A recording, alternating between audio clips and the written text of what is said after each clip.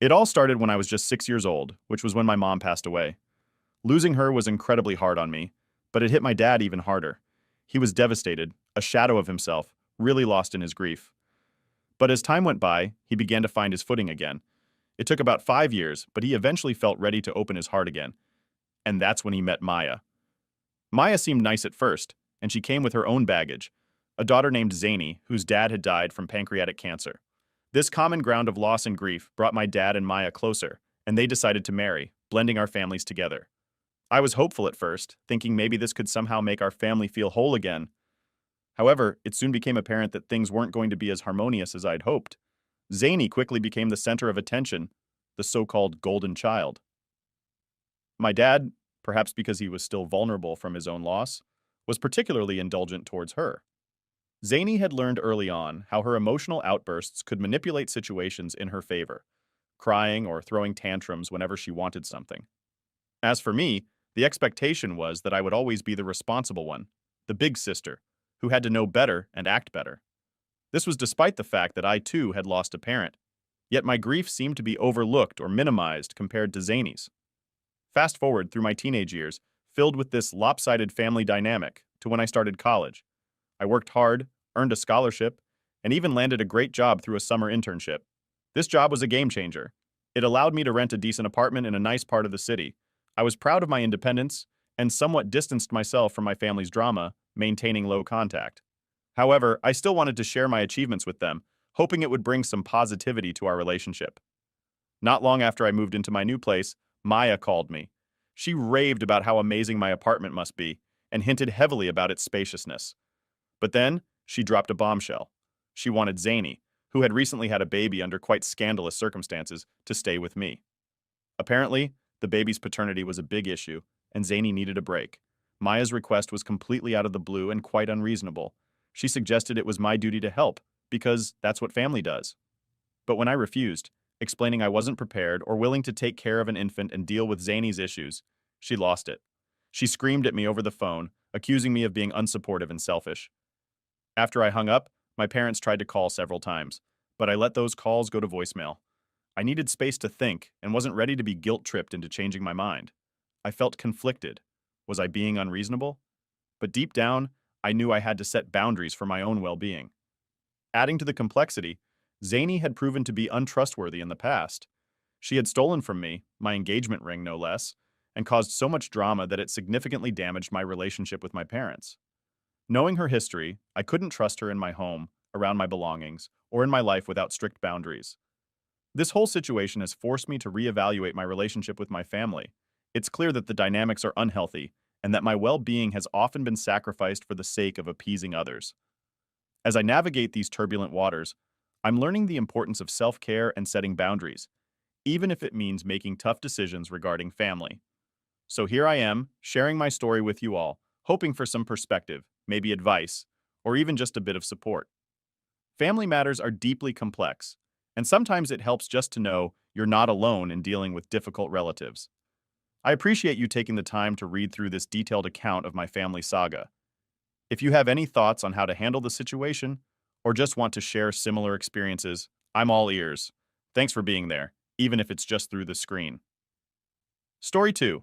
My best friend attacked me over his crush on my girlfriend. So here's the story about me, my best buddy Jake, and my girlfriend Emma. Jake and I have been super tight since we were just little kids, like around 6 years old. We both dreamed of having the same kind of job when we grew up, which was pretty cool because we always had each other's backs. But man, getting there was tough. We faced a ton of rejections and it felt like a real uphill battle. In the last year, though, things have started looking up for me. My career is finally taking off. I've been landing gigs and projects left and right, and it feels amazing to see my hard work paying off. But for Jake, it's been a different story. He's still struggling to catch his big break, and I can tell it's really getting him down. Despite my busy schedule, I've been doing everything I can to help Jake out. I've been his cheerleader, trying to pump him up, sharing tips, and even passing on opportunities to him. We were roommates for a while too, from when we were 22 to 23 years old. Those were good times. We shared pretty much everything from pizza to playlists. But then, about 6 months ago, I started noticing a change in Jake. He began making these jokes at my expense, the kind that had a sting to them. He'd say things that were pretty belittling, and it felt like he was putting me down to make himself feel better. I've always been the kind of guy who tries to keep things light and breezy, so at first I just shrugged it off. I figured he was just feeling a bit jealous or something because my career was doing well and his wasn't.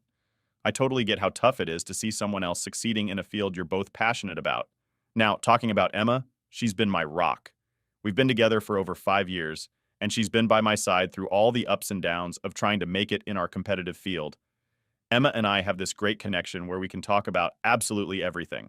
Whether it's something big like career moves or just everyday stuff, we share it all. I really value that openness and honesty in our relationship. To keep things exciting between us, I make sure to plan fun activities. We go out on dates once or twice a week, where I might surprise her with something special like a cooking class, a dance lesson, or even a quick getaway trip. I love creating these new experiences for us to enjoy together, diving into her hobbies, and making sure she knows she's my number one. Even with my career taking off, I've been careful to keep our relationship a priority because I know how important it is to balance work with personal life. I guess what I'm trying to say is that life has been pretty good, except for the tension with Jake. I thought I was managing everything well, my job, my relationship with Emma, and my friendship with Jake. But as you'll see, things got pretty complicated really fast. Story 3. I'm a 37-year-old guy who's been with his high school sweetheart since, well, high school. We've built a pretty big life together. Literally, because we have 6 kids. Managing our household is a huge undertaking. We've got 3 tweens and 2 teens, which means our house is always buzzing with energy and activity. I work some pretty intense hours to support our family. My schedule includes 3 days a week where I work 14-hour shifts and 2 days where I work 12-hour shifts. It's exhausting, but necessary. This kind of schedule means I'm away from home a lot, but I try to make up for it when I can. My wife is incredible. She's a stay-at-home mom, which is no small feat with our crew. I know some folks might have their opinions about this setup, but I see every day just how much she does, and I'm beyond grateful. To make sure she gets despite my busy schedule, I've been doing everything I can to help Jake out. I've been his cheerleader, trying to pump him up, sharing tips, and even passing on opportunities to him. We were roommates for a while too, from when we were 22 to 23 years old. Those were good times. We shared pretty much everything from pizza to playlists. But then, about 6 months ago, I started noticing a change in Jake. He began making these jokes at my expense, the kind that had a sting to them. He'd say things that were pretty belittling, and it felt like he was putting me down to make himself feel better. I've always been the kind of guy who tries to keep things light and breezy, so at first I just shrugged it off. I figured he was just feeling a bit jealous or something because my career was doing well and his wasn't. I totally get how tough it is to see someone else succeeding in a field you're both passionate about. Now, talking about Emma, she's been my rock. We've been together for over 5 years, and she's been by my side through all the ups and downs of trying to make it in our competitive field. Emma and I have this great connection where we can talk about absolutely everything. Whether it's something big like career moves or just everyday stuff, we share it all. I really value that openness and honesty in our relationship. To keep things exciting between us, I make sure to plan fun activities. We go out on dates once or twice a week, where I might surprise her with something special like a cooking class, a dance lesson, or even a quick getaway trip. I love creating these new experiences for us to enjoy together, diving into her hobbies, and making sure she knows she's my number one.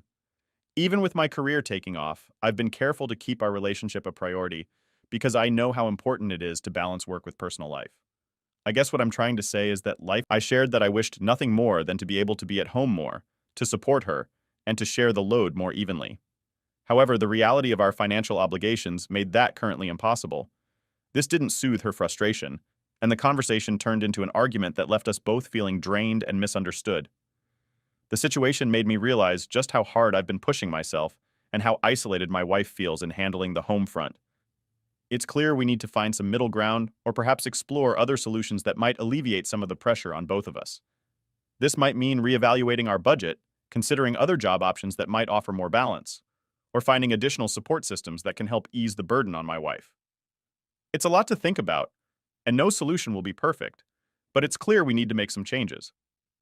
Navigating this complex situation while trying to maintain a healthy family dynamic and support my wife as much as possible is my top priority. I'm reaching out to this community to see if anyone has been in a similar situation or has advice on balancing such intense work and family commitments. Thanks for letting me share this. It helps to talk it out, and I'm open to any thoughts or suggestions you might have. It's not easy, but I'm hopeful we can find a way to make things a bit easier for everyone involved. Am I the idiot? Story 4. About 9 months ago, my husband received unexpected news that turned our lives upside down. His ex-girlfriend, whom he hadn't seen in years due to their toxic relationship and rough breakup, called him out of the blue with a major revelation. He has a tween daughter he never knew existed. This news hit him like a ton of bricks. Being a dad is something he cherishes deeply, and the thought that he had a child out there that he hadn't been able to care for was devastating. The backstory is just as painful. His ex had misled her daughter and everyone else into believing that my husband had abandoned them after learning she was pregnant. In truth, he had no idea. Discovering that he missed out on years of his daughter's life because of these lies deeply hurt him, and the revelation also caused his daughter to feel betrayed by her mother. Determined to make up for lost time, we immediately began integrating his daughter into our lives. It started with visits and phone calls, and quickly escalated to weekend stays. My husband's ex, perhaps feeling guilty or overwhelmed, agreed to a 50-50 custody arrangement after a paternity test confirmed the truth. This was a big step for us, expanding our family dynamic unexpectedly but warmly welcoming his daughter into our home. His daughter is a wonderful girl, kind, sweet, and she meshes well with her younger brothers. However, she carries a lot of emotional baggage from the confusion and lies she was fed, which manifests in her being very emotional and needy. She struggles in school and requires a lot of support to navigate her complex feelings about her mom and integrating into a new family. My husband has thrown himself into being there for her. Their bond has grown quickly and intensely, which is beautiful but also challenging. He's driven by a desire to compensate for the time they lost, which I understand, but this intense focus has shifted the family balance significantly. This shift has been hard on our sons. They are young and don't fully understand why their dad suddenly has less time for them. My husband tries to make special time for his daughter, which often leaves our boys feeling sidelined. This was highlighted when our eldest broke down in tears, feeling excluded from their outings. My husband was remorseful and promised to involve everyone more, but old habits are hard to break. Even during weeks when his daughter isn't with us, he spends a lot of time on FaceTime with her, which means I end up handling much of the childcare and bedtime routines alone. Last night, after another instance where my husband asked me to handle bedtime alone so he could FaceTime his daughter, I reached my limit. I confronted him about neglecting our sons. His reaction was visceral. He got angry, argued that I wasn't being fair, and insisted that this intense focus on his daughter was temporary, just until she felt secure in our family. He argued that I needed to be more understanding of the situation. He did apologize for yelling, but not for the sentiment behind his words. Since then, there's been a cold tension between us. I regret accusing him of neglect, especially since I know he's racked with guilt over his daughter's past. But at the same time, I'm genuinely concerned about the emotional impact on our sons and the strain on our marriage. This situation has forced me to reflect on our family dynamics and my own feelings. I'm trying to support my husband and his daughter, but I also need to advocate for our sons and the health of our family as a whole. It's a delicate balancing act, trying to support everyone's needs without neglecting my own. So here I am, sharing this with you all, hoping for some insights or advice on how to navigate this complex situation. How do I support my husband in his reunion with his daughter while also ensuring our sons don't feel left out? How do we maintain a healthy family dynamic that includes everyone and addresses all their emotional needs? So am I the idiot? Story 5. My brother and his wife had an accident at their place, which is kind of an unusual and somewhat bizarre incident. His wife, perhaps not thinking clearly, put some silverware in the microwave, which, as you might guess, led to a pretty serious fire. Their house was badly damaged, and they found themselves in immediate need of a place to stay. Naturally, wanting to help out family in a crisis, I offered them a place to stay with us temporarily. When they moved in, I was keen on keeping the peace at home, especially with 2 kids in the house. So I set some basic rules. Clean up after yourselves and respect my parenting choices. These rules seemed straightforward enough, but I was particularly concerned about how my sister-in-law would handle them. She's had a history of being quite opinionated and somewhat intrusive, especially about things that really shouldn't concern her. Fast forward to yesterday. It was supposed to be just another day. I went to work and my kids went to school except for my son, who wasn't feeling well and stayed home. My sister-in-law was the only other person home that day, as she currently doesn't have a job. Now my son, who is in high school, prefers to keep his hair long. He's comfortable with his style, and it's never been a problem at school or anywhere else. Despite this, my sister-in-law has repeatedly made unnecessary comments about his hair, claiming it makes him look like a girl and suggesting that he should cut it. These comments have always been unwelcome and ignored, but what happened next was completely out of line.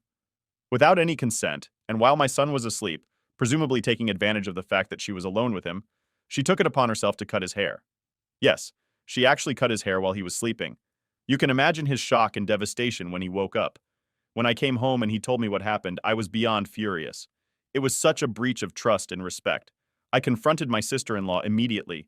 She defended her actions by claiming she was doing him a favor, asserting that kids would tease him for his long hair, despite the fact that nothing like that has ever happened. Her justifications fell on deaf ears. I was too upset by her audacity and the upset she caused my son. I told her she had 1 week to find another place to stay because her behavior was unacceptable. I informed my brother of the situation and made it clear that while he was welcome to stay, his wife needed to leave. Most of our family agreed with my decision and supported it, recognizing the seriousness of the breach of boundaries. However, my mom and the sister-in-law herself saw things differently. They argued that I was being too harsh and unfair, even calling me an idiot for making her leave. Despite the backlash from some family members, I stood firm on my decision. The safety and emotional well-being of my children are my top priorities, and allowing someone to remain in our home who undermines that is not an option. The situation has certainly caused some tension and division within the family, but I believe in maintaining a home environment where everyone feels safe and respected. Now, having some time to reflect on everything and still feeling the weight of the fallout, I find myself questioning if I handled the situation in the best way. Was I too impulsive in my decision-making? Should I have approached the resolution differently? I'm reaching out to share this story, hoping to gain some perspective from others who might have faced similar family dilemmas or who can offer advice on handling such intense family conflicts. Thanks for listening to this detailed account. Any insights or advice would be greatly appreciated as I navigate through these challenging family dynamics. So am I the idiot? Update. I didn't call the cops before because I didn't think I could press charges, since I had no proof. I called the cops an hour after I posted, after seeing so many people say that I should. It took the police about 30 minutes to arrive. She told the police that she cut his hair because she didn't think it was illegal. I said home from work today to keep an eye on my son, so he and I are the only ones who know. She got arrested at the moment. I don't think she knew. She put silverware in the microwave, but then again, she didn't think she committed a crime, so maybe she thought it would be fine. Story 6. I'm 28 years old, and I'm super excited because I'm getting married in just a few months. My fiancé and I have been planning this wedding for a while, and we're aiming for a fairly formal indoor ceremony and reception. We want everything to be perfect. Beautiful venue, delicious food, good music, and of course, all our friends and family there to celebrate with us. One of my closest friends, Lisa, who is 26, has been a huge part of my life. She's been there for me through thick and thin, and I consider her more like a sister than just a friend. Lisa has a German Shepherd named Max, and let me tell you, she absolutely adores this dog. Max is not just a pet to her, he's family. He's a big, lovable dog with tons of energy. Sometimes his energy can be a bit overwhelming, but he's always sweet and well-meaning. So a few weeks ago, Lisa and I were chatting about the wedding, and out of the blue, she asked if she could bring Max to the wedding. She explained that Max is a huge part of her life, and she couldn't imagine leaving him alone for the whole day while she was at my wedding. She felt that since he's part of her family, he should be part of my special day too. Now I really love Max, and I understand how attached Lisa is to him, but I had some serious concerns. First of all, our wedding venue has a strict no pets policy. They don't allow any pets inside the building, and it's not something we can negotiate. Secondly, our wedding is going to be pretty formal, and I'm worried about how some of our guests might feel about having a big, energetic dog at the event. Not everyone is comfortable around dogs, and I don't want anyone to feel uneasy or distracted during the ceremony or reception. I tried to explain all of this to Lisa as gently as I could. I told her about the venue's rules and shared my worries about the potential disruptions. I thought she'd understand my perspective, but instead she got really upset. She accused me of being inconsiderate and not understanding how important Max is to her. She insisted that she'd keep Max on a leash and make sure he didn't bother anyone. She even offered to keep him outside if necessary. Despite her insistence, I stood my ground. I told her that we had to follow the venue's rules and that it just wouldn't be practical to have Max there. But Lisa wouldn't drop the subject. She kept pushing, saying that she couldn't attend the wedding if Max wasn't allowed to come. This put me in a really tough spot because I didn't want to lose my friend over this, but I also couldn't see a way to accommodate her request. I started to talk to my family and other friends about the situation to get their advice. Most of them agreed with me, saying that it wouldn't be appropriate to have a dog at a formal event, especially with the venue's no pets policy. They felt that Lisa was being unreasonable by insisting on bringing Max and threatening not to come if she couldn't. The more I thought about it, the more complicated it seemed. Even if the venue allowed pets, there were still so many other factors to consider. What if Max got too excited and started barking during the ceremony? What if some guests were allergic to dogs or just didn't like them? And what if Max accidentally knocked something over or caused some other kind of disruption? The last thing I wanted on my wedding day was any kind of chaos. But I also tried to see things from Lisa's perspective. She's always been a bit different when it comes to Max, treating him like her child. For her, leaving Max alone for an entire day felt like abandoning him. She's had Max for years, and he's been with her through a lot of tough times. I get that she feels a deep connection to him and wants him to be part of every important moment in her life. The situation escalated when Lisa told me flat out that she wouldn't come to the wedding if Max couldn't be there. I was heartbroken. I didn't want to imagine my wedding day without one of my best friends there, but I also couldn't see any way to make it work. I was caught between respecting the rules of the venue, the comfort of my guests, and my friendship with Lisa. I've been feeling really stuck. I don't want to hurt Lisa's feelings, but I also need to consider what's best for my wedding and all my other guests. The stress of planning a wedding is already high, and this added drama with Lisa and Max has been making it even harder. So here I am, sharing this long story with you all, hoping for some advice or insight. How do I handle this without damaging my friendship with Lisa? Is there a compromise I'm not seeing? Any suggestions or thoughts would be really appreciated because I want my wedding day to be special, and for everyone, including Lisa, to be happy. Thanks for listening to all the details. It's been a tough situation and just getting it all out there helps a bit. I'm looking forward to any advice or perspectives you can share. Am I the idiot for telling my friend she can't bring her dog to my wedding, even though it means she might not attend?